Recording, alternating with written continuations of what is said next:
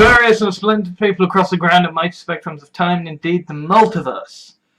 I am Alexander Gordon Jahans, and I've not done much sort of in my standard, schedule of work today.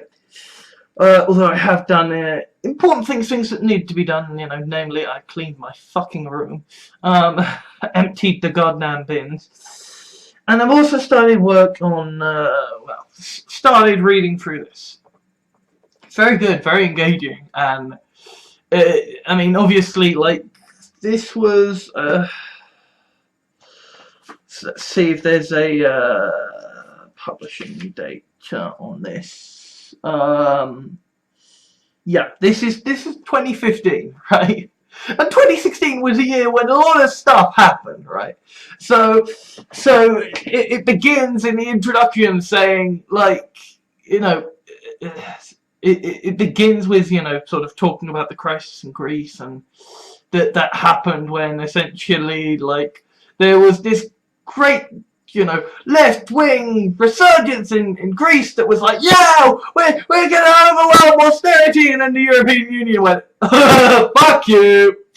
And sort of, I mean, obviously, I've barely begun it yet, and so to a certain extent, what I'm going to be doing in the kind of weeks to come is sort of shutting my trap and focusing on, like, building my WordPress site and reading through the book and just kind of thinking about things.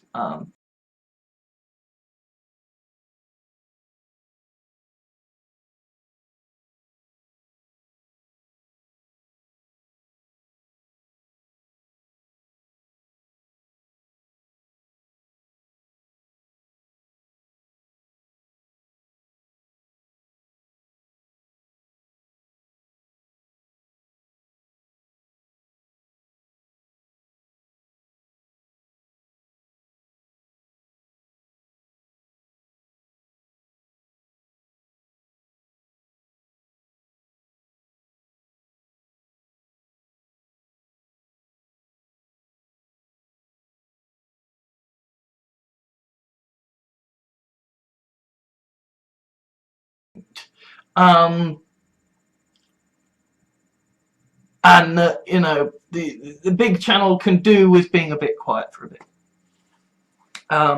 Because apart from anything else, kind of, the smaller stuff is smaller. Like, the stuff covered is smaller. The punditry is just, so here's a news article, here's my response to it, blah blah blah.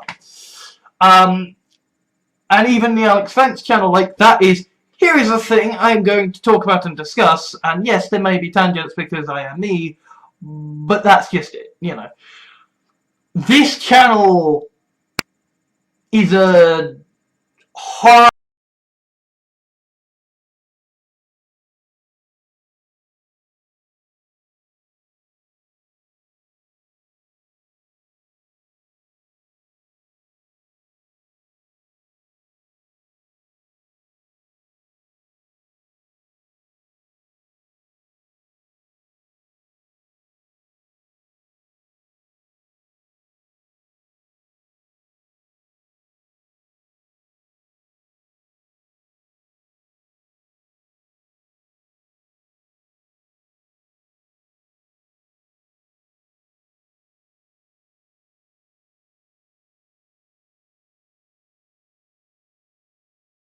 thing.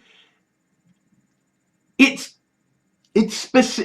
clear in the title of what it is, right? It is me venting stuff, right? It might be venting productivity, venting about new stuff for commenters or something, but it is just, I'm gonna ramble, you don't have to give a fuck, but, if you want to, here's the channel.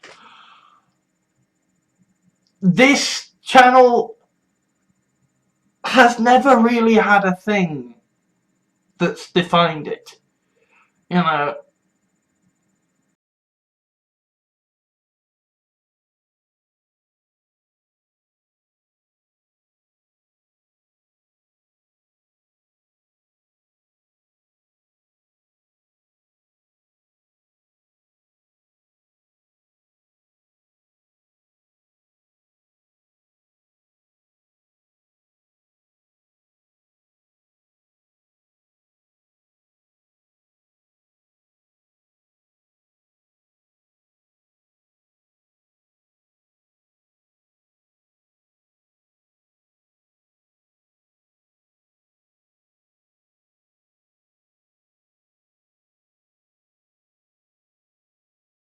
does he pick first? Does he get impeached? Does he invade a country? Does he start genocide? We don't know. But when it happens, when the news breaks, I will talk about it here. And equally, you know, by the time when I finish this, I will review it. You know, I reviewed Hamilton. Well, I reviewed music of Hamilton. Like, I will be doing everything I used to, and if I do decide to do another Skyrim Let's Play or whatever, if at some point I get the money to get a half-decent computer that can actually run Skyrim at a decent 30 frames per second, and it is shocking that for me is like the unattainable barrier. That for me is like, if I could achieve that, then there would be a good day for me. 30 frames per second consistently, oh joy!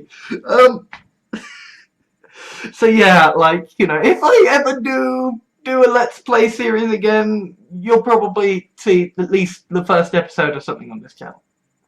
Although I doubt I'm going to be creating a Let's Play channel for a while, because I do not have money or the computer or anything for it. But I do want to talk about something here, which is not just a kind of a general thing of like, you know, not just all the stuff I've just said, but right.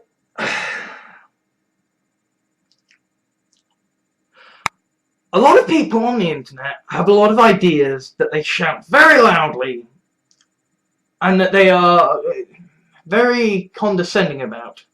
Me included to a certain extent, right? Because they're old world ideas. Because they're proven. They're tested. Because we understand them, because academics have argued their points in and out, because you've had ethicists and philosophers and so many people from so many different contexts giving their perspectives on these issues, and so we can say we know them and we know their effects. And yes, you might be for capitalism or against capitalism. You might be for controls on immigration or against controls on immigration, but we know what the fuck they are. I feel like the age of knowing where the fuck we are is basically at an end. There are ideas, things have been that people have been talking about for years and decades, right? Ideas and theories and concepts and stories that are now starting to bear fruit and are now starting to make sense, but have nonetheless been stories for such a long time that they aren't known, that we don't know. I mean, that's science, right?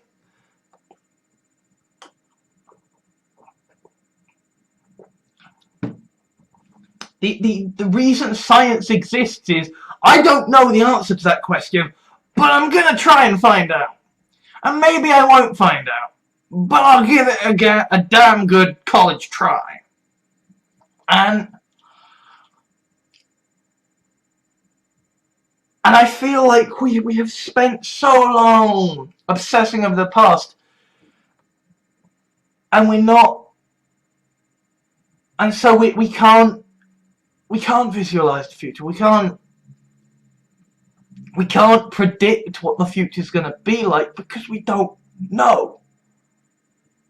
You know, in fact, one of the things I wanted to do at college was to do essentially a paper into how often predictions come true, and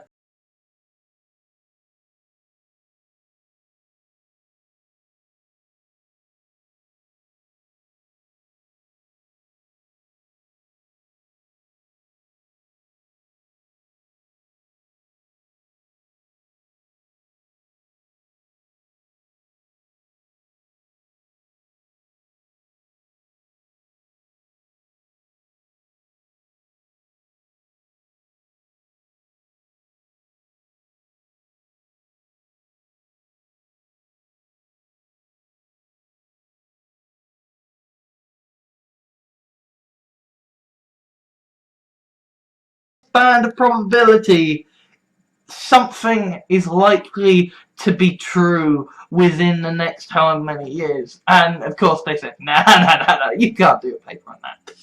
But that's the kind of stuff I'm interested in. That's the kind of stuff that I've always been interested in. And that's kind of where I look at politics from. You know, which I suppose when you look at it like that, no wonder the fucking alt-right hate my guts. Right?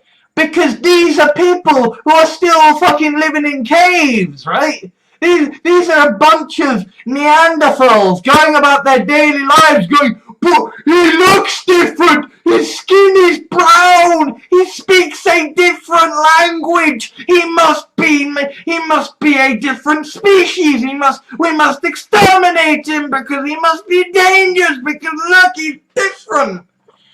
And it's like, of course these people who hark back to ancient, long disproven ideas are gonna hate me because I'm the guy who bases his fucking political philosophy on essentially looking at current trends and saying, okay, where the fuck are they gonna end up years from now? Economists very rarely do that.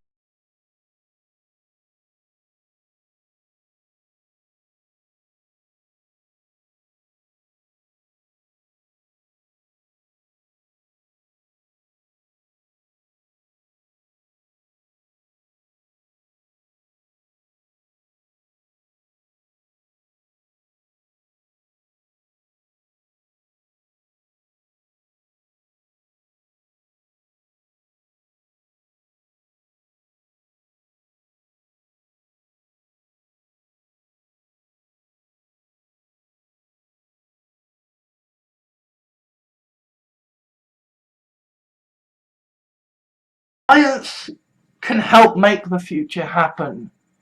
Science can theorize and study theories of the future. It cannot discover the future. Because by the time it has, the future is the present. Right? You can't have a debate about the future because the future hasn't happened yet. The future is in flux. You know, and it kind of, this is the thing that gets me, you know, even in like sci-fi writing, is when people don't understand this idea and concept of, you know, knowing is what changes it, right? Because we know from, you know, science that, like, time is a personal subjective thing, right? Literally, like, this is a way the physics of the universe works. We each have our own version of time. We each sit in time differently. That is why if you send someone round a black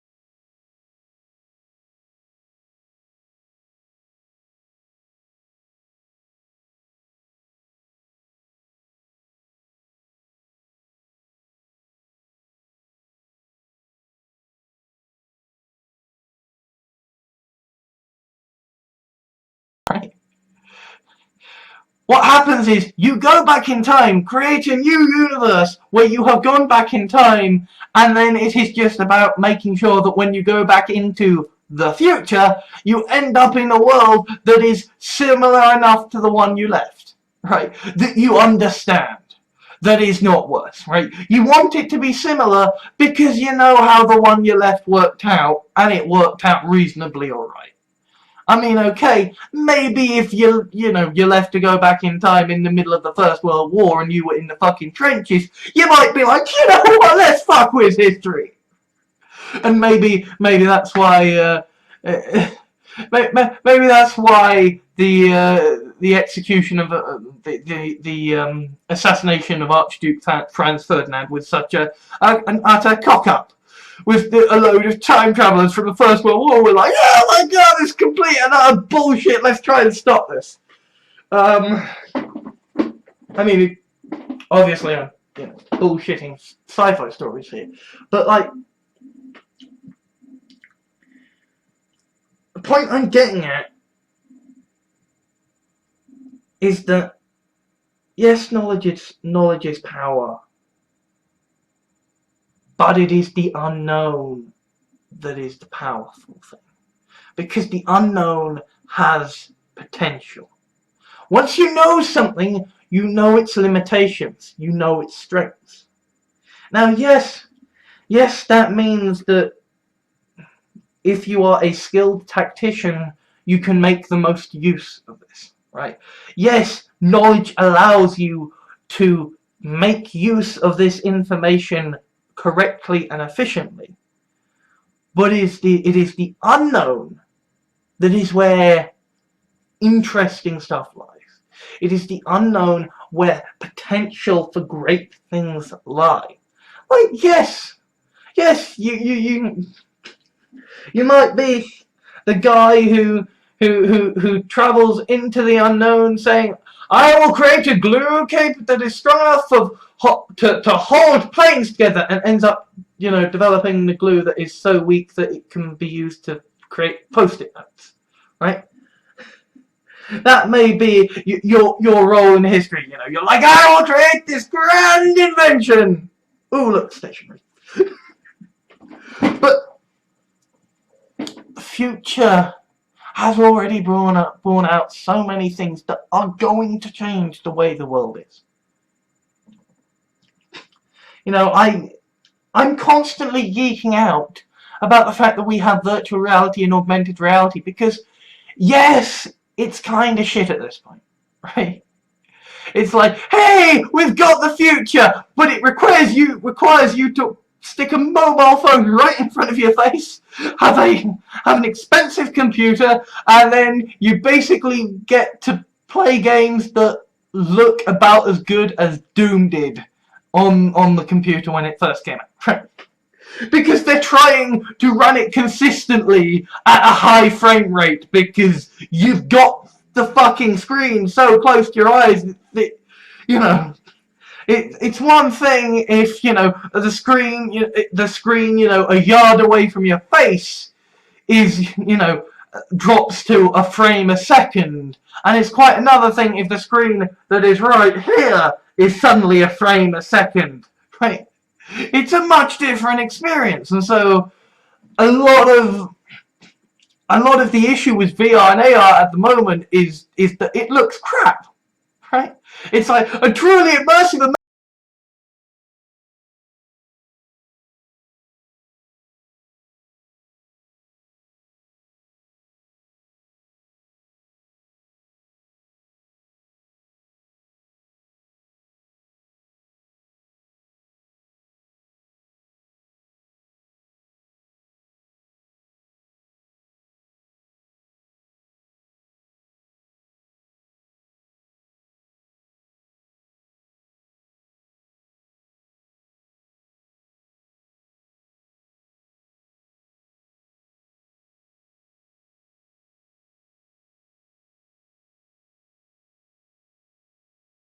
lead the way, right?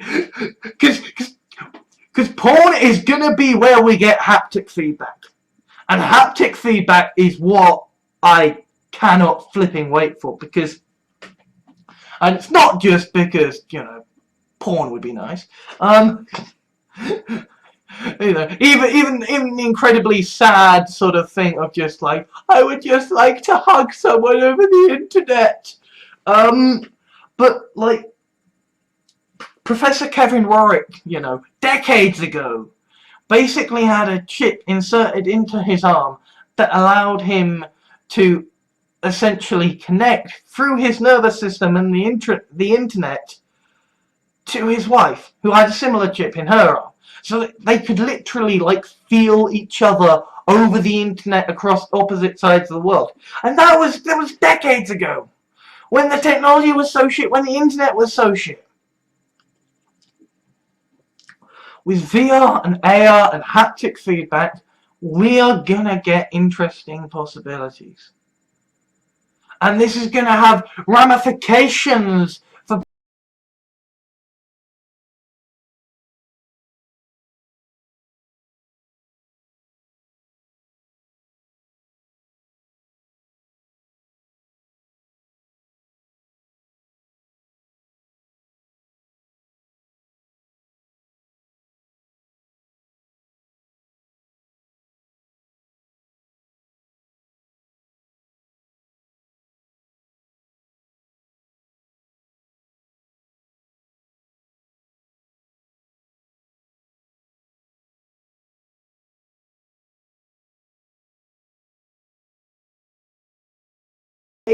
within, you know, maybe 200 years at most, we're gonna have meat without the murder, where you basically you like harvest a selection of cells from a cow, like, you know, just a harmless biopsy, stick them in a petri dish to grow, and then you string them along a load of, you know, artificial blood vessels and artificial bones to sort of exercise them, and then you've got guilt-free meat that you can just muscle growing in a lab without a brain, can't feel pain, that's just growing and growing and growing until one day you harvest it. And yeah, it maybe seems a bit more gross to our current sensibilities, saying, muscle growing in the lab, that's not natural. I like to see a nice pig frolicking in the field before getting horribly killed so that I can eat it. Right? Never mind that it isn't even that nice a fucking image. Never mind the reality is that you've got some poor steroid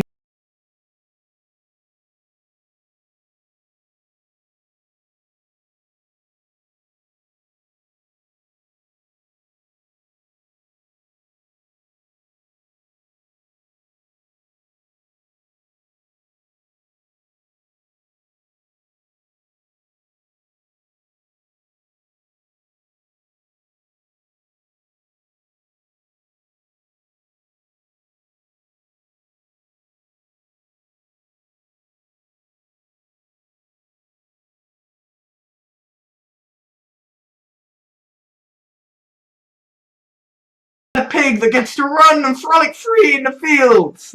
Right. I know objectively, no. I will pick the cultured meat every damn time. But there'll still be a part of me going, might be nice to see it growing up in the field and having a nice life, though. It's like the whole point is that it doesn't have a life to lose. And that's gonna have ramifications for, you know, for trans people, for people elsewhere on the sort of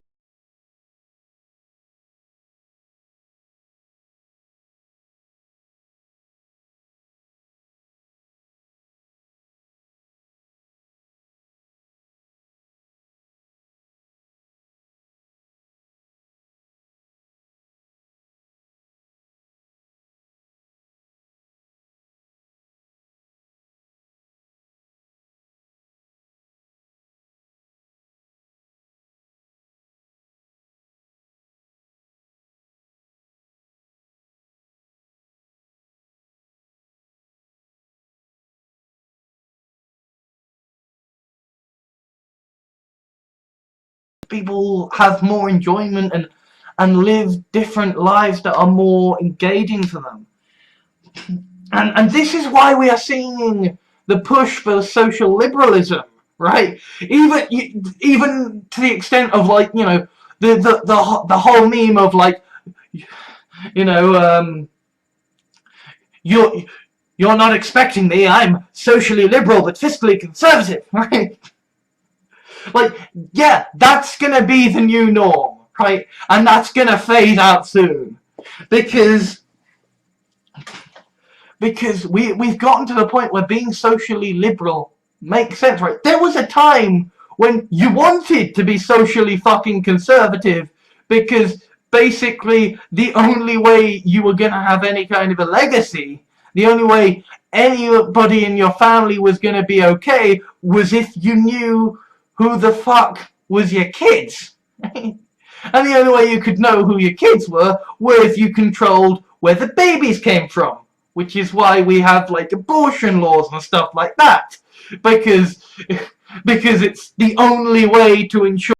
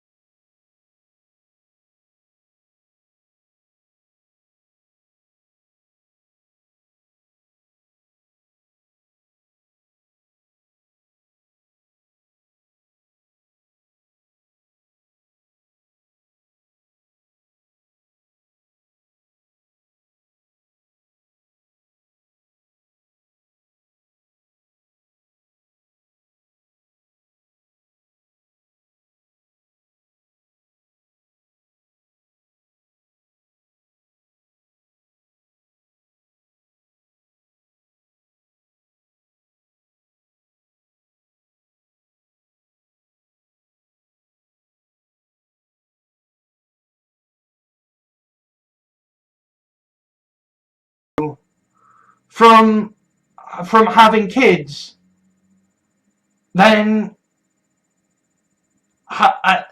then having this not restrictive idea of the role that these people play in society is complete and utter nonsense. Because if there are any issues that are like, well, we need to know about this, we need to know about that, take a DNA test, fine, do what you need to do to know the things. Like, if you need to assess whose kid who is the parent of a kid, DNA testing exists. You know, if you like, we don't need patriarchal hereditariness anymore. And this kind of, I mean, this plays into kind of something that I actually personally, I don't say it a lot, because, like, basically this is a debate that has a lot of very angry people on either side, and frankly I think both groups have got fairly legitimate reason to be angry, right? And that is the whole pro-choice, pro-life argument. Like, I am someone who personally, right, as a guy not having to give birth, right, I do actually care a little about, you know, whether an embryo is going to grow, to be given the chance to grow up to become a person, right? And admittedly, part of that is because I'm fucking autistic, right? I've got Kalman syndrome. If I ever had a kid, I would have to go through IVF, and I would basically be in the position of having the power to choose whether I'm not sure what the correct term is, you know, fertilized egg, whether a fertilized egg with, you know, X chance of developing Kalman syndrome or autism will be allowed to develop, right? I am in that position, and so this is a thing that, like, does sit at the back of my mind as just, like, it matters to me that people, that embryos are not discriminated against, right? It does matter to me, but at the same time, like, pregnancy is a horror show. It is an utter fucking horror show, and, like, absolutely, I'm not having a go against, you know, the women who do give birth, right? And who or, you know, the women who choose for a natural home birth or whatever, you know, absolutely. Or even the men who decide to have a natural home birth, you know, absolutely. You do you. I'm not having a go at anyone. But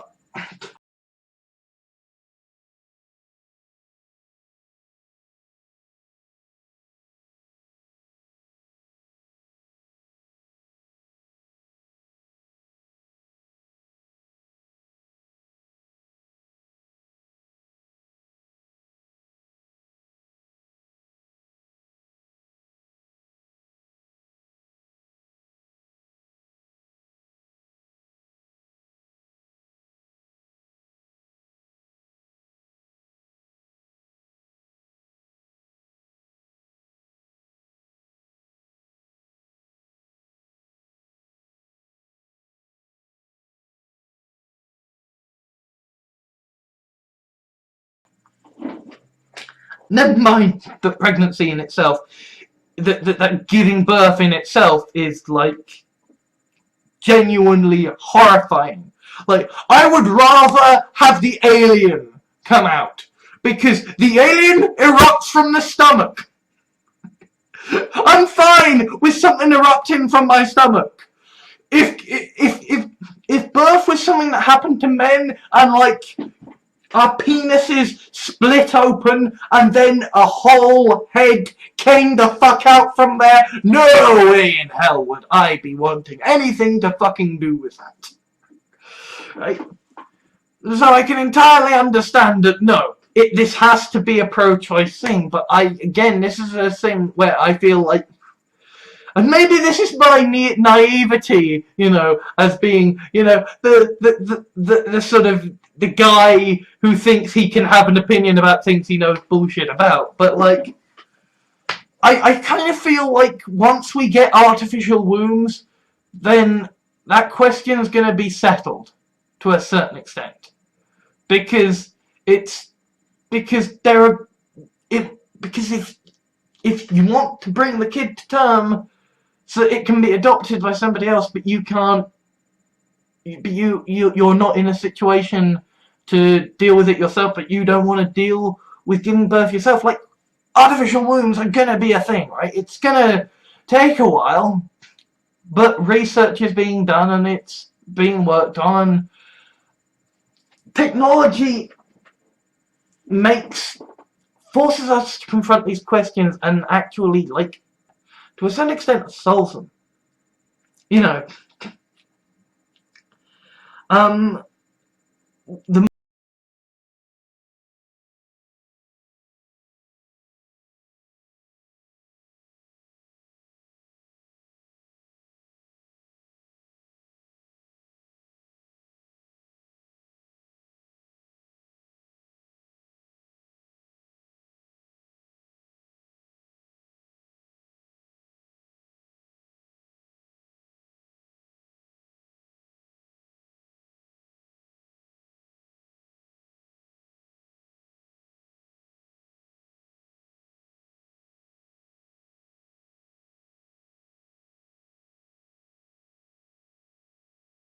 technology frees people up, and technology is going to change the way capitalism works.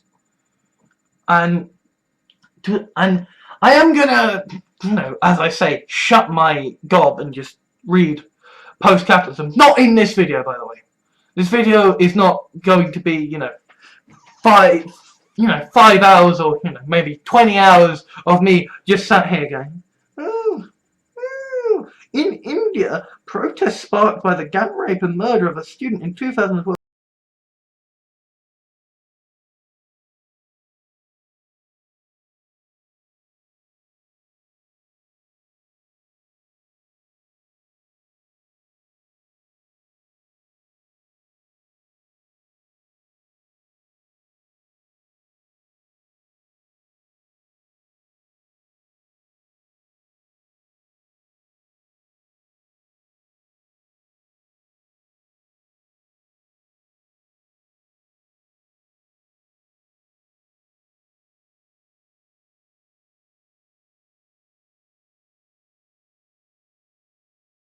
Post-capitalism is sort of like it's step one from the end of capitalism that eventually ends up as post-scarcity, right? And post-scarcity is the thing that I do know a bit about, right? Because post-scarcity is essentially my ideal. My idea, when, well, not my idea, but it's the ideal I espouse to. It is, you know, I'm not a socialist, I'm not a communist, I am not a capitalist, not anymore anyway. I am a techno-progressive, and what being a techno-progressive means is that basically I want to get from where we are now to the post-scarcity future, right? Because I think that once we're in the post-scarcity future, things will be a whole lot better. And admittedly, you know, the thing about the future is there are a whole load of unanswered questions along the way. There are a whole load of questions we don't even know are going to be questions along the way. Like, what exactly will robots play? What exactly is the role that robots will play in our society? And, you know, to a certain extent, like, there is this fairly serious, you know, ethical question of, like, of artificial intelligence, right? Because, I mean, first there is the question of what happens if we develop an artificial intelligence and it's alive, it can feel, but it's so alien we don't recognize that, right? There is that question, which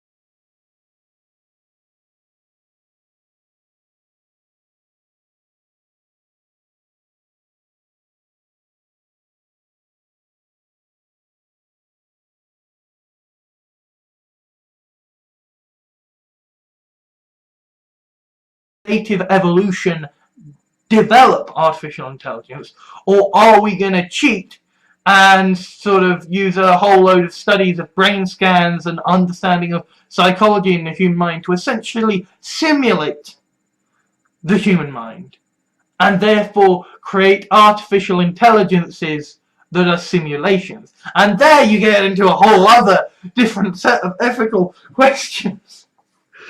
Because if it's a simulation of a human mind, it might actually be able to, you know, to pass the Turing test quite accurately and adequately and say, no, really, I'm alive, please, whatever you're doing, stop, it's okay, don't hurt me, I'm not gonna hurt anyone, I'm alive, for God's sake. It might be able to pass the Turing test very well and not actually be alive. I mean, for God's sake, we know this now, right? And if you don't know, by the way, the Turing test was devised by Alan Turing to basically, that essentially you have a control, which is a person, and then you have a machine. And the machine and the person both communicate with an assessor or a set of assessors to and it is up to the assessors to decide whether the person they were whether the the person. I keep saying person. I think that's because I'm biased in this situation because I am very artificial intelligence friendly. Um, but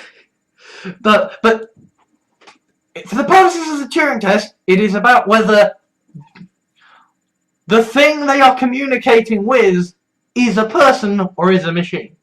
And if they say, oh, it's a person, then it passes the Turing test because essentially the machine was more able to fool a person that it was the person than an actual person, right? It's about comparing people to machines and saying, do we think a machine is more human-like than a human, right? That's the definition of the Turing test. And Turing tests have been done, right? There are chat boxes, to a certain extent, Siri and, Alexa and, all these other different things. Google now, they're all these sort of voice chat interfaces are building off the programs that we use to develop the Turing test. Well, not to develop the Turing test, because obviously Alan Turing developed the Turing test back when computers weren't a thing, but like all these things stemmed from programs that were either designed to pass the Turing test or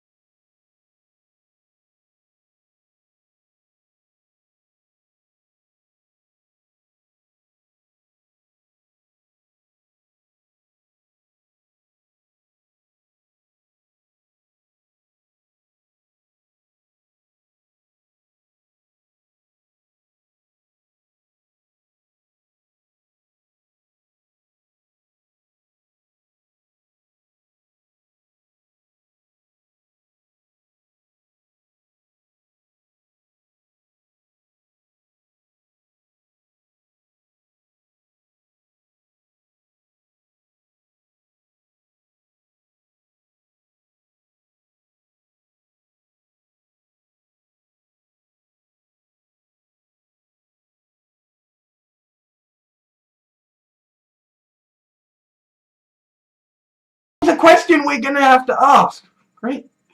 You know, um, is the extent to which, if you can create an artificial intelligence, right? Are you allowed to own it, right? Because apart from anything else, right? I mean, this is actually a theme I sort of explore in my multiverse stuff, although I explore it with essentially quantum cloning. But the idea being that if you can essentially create a consciousness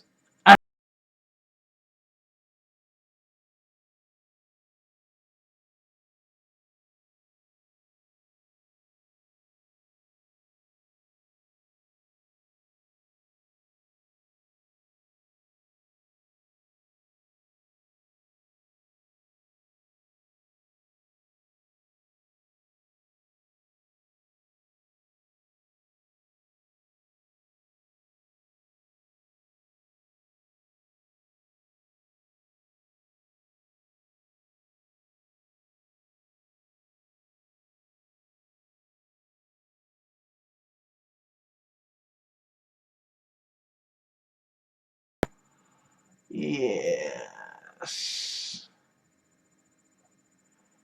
Come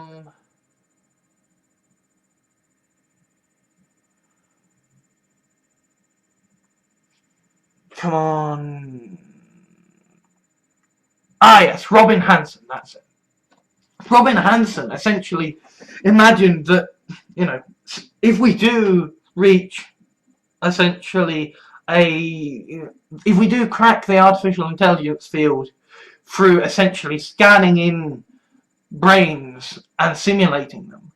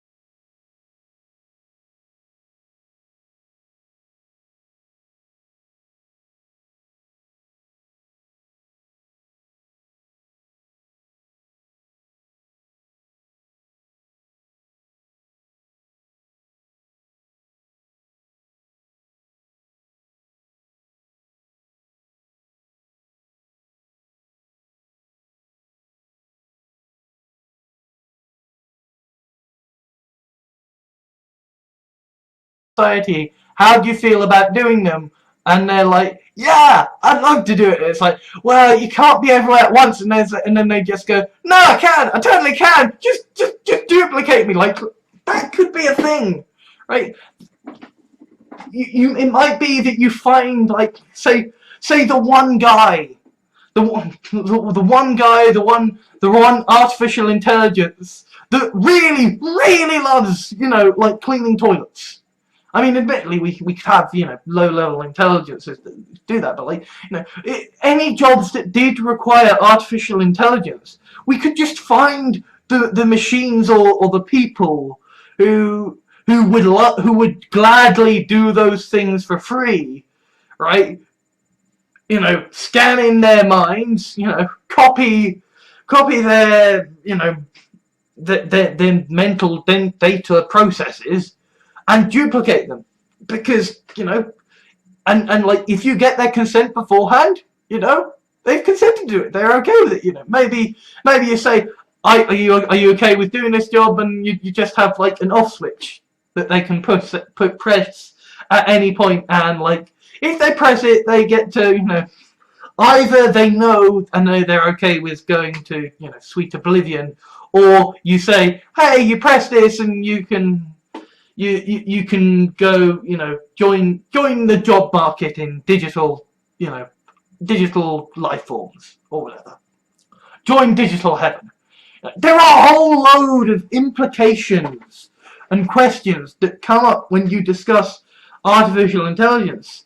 And, we're witnessing in the world today the problems of what is known as, like, artificial stupidity, which is where artificial intelligences are put informed of jobs, but they aren't quite smart enough.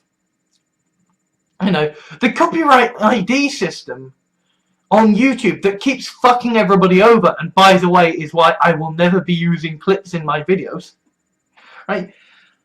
That is down to artificial stupidity. That is because someone said, okay, the way we're going to solve this is we're going to have a massive load of databases, and then we're going to have basic artificial intelligences that crawl YouTube and say, if you detect this thing, then do this, right? And perhaps what they should really do is, if you detect this thing, then you look for this thing, and this thing, and this thing, and this thing, and this thing, and this thing. And if all those things are okay, then you do that, right? But maybe that takes a lot of processing power, and maybe if you do that, you miss out other people. I suppose it comes under, like, the whole thing of, like, if you if you want the ultimate in border security, then you would stop and search literally every single fucking person coming into the country, because you don't know if someone's been radicalized, right? And then, like, yes, racial profiling, might seem logical if it's like, well, we know ISIS are gonna be people dressed as Muslims because they're like the Islamic State, right? But at the same time, if you were the Islamic State and you saw that the United States or Great Britain had decided they were only going to search or put people through the barriers who were Islamic, then wouldn't you just say, okay, then we're gonna hire a whole load of white people who sound very, very Western? Hire, put a lot of emphasis on swaying a whole load of, like Church of England people and Catholics and saying, come over to the dark side. Yes, because when Mr. White Fat Yank goes through with his Catholic Bible carrying his machine gun on his back because, damn it, we're in America, right? Nobody's gonna give a fuck. I mean, okay, in America, it does seem like they do have a moderate sense of, like, yes, you can have a gun, but it needs to be unloaded and it needs to be, like, locked away in a box where you can't actually get at it and suddenly perform a mass shooting spree, like. But, the ultimate of security is do you crack down on everyone? Well, okay, you've cracked down on absolutely everyone. GDP has slowed to a crawl because no one can fucking get anywhere. Because it is taking 5 hours per person to go through, because it's like every time you've got to go through passport control, it's like, through passport control and security, it's like, okay, so you strip search, x-ray scan, MRI scan, make sure you've not been, brainwashed, excuse me, while we test out trigger phrases. Have you visited these sites? Have you checked these sites? Can we check all of your social media profiles ever in the entirety of your life? Right? Because again, right, if there is a way, people will find it. Because at the end of the day, right, governments have to have a lot of stuff to do. Terrorist organizations basically have one thing to do, right?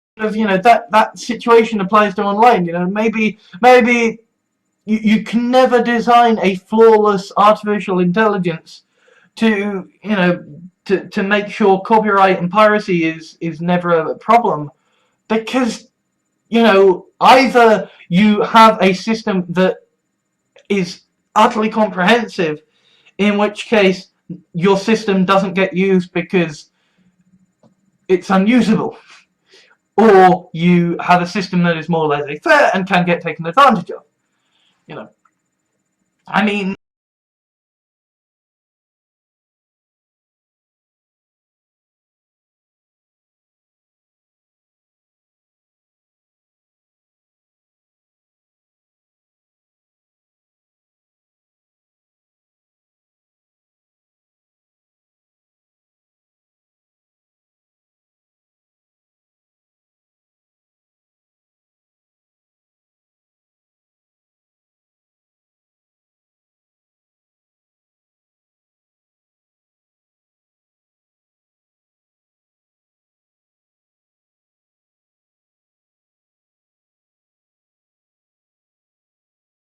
matter. Okay, you do a crackdown on, you know, say America does a crackdown, a total crackdown on all piracy, on all digital piracy, you know, complete lockdown, complete copyright ID, and you know, the end of network neutrality, so it's got the ability to lock down everything.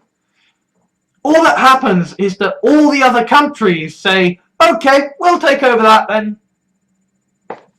And you can't do anything about it, right? I mean, this is the same argument behind why, you know, it's kind of difficult to, you know, raise taxes on the rich. Because if you do decide, okay, we're going to have a 95% tax on billionaires, then all the billionaires are going to do is say, okay, I'm going to move over to Monte Carlo where they don't tax people. And that's basically the way it is with the internet, except with the internet, everything is connected. So people will just find another way around it. And it's like, okay, congratulations, you the big American, you know, people, you have shut down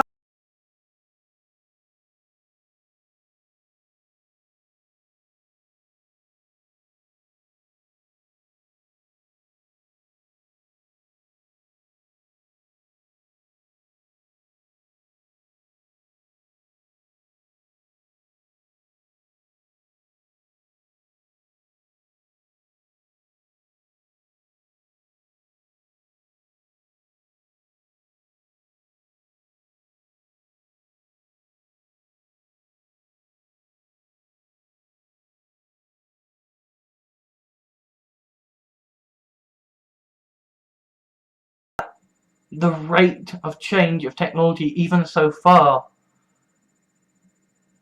and say, well, the systems that have worked back in the days of, you know, cotton mills, they'll work just the same now. No, we are in an entirely different world, an entirely different era, and we are entering into an era where the rules are radically different, and the law is going to struggle to catch up, and it's going to struggle to make sense of things, because things are so radically different.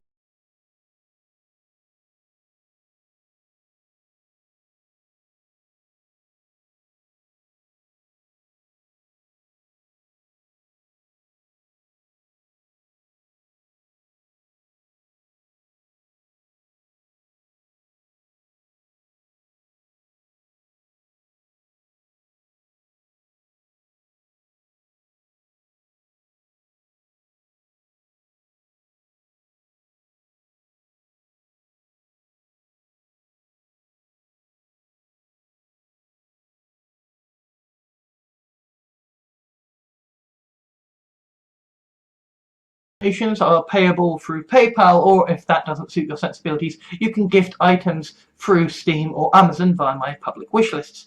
Obviously, I don't expect anything, and the vast majority of my videos will remain free and ad-supported. All that remains is to say Trump should be impeached, the genocidal must be stopped, and institute universal basic income now.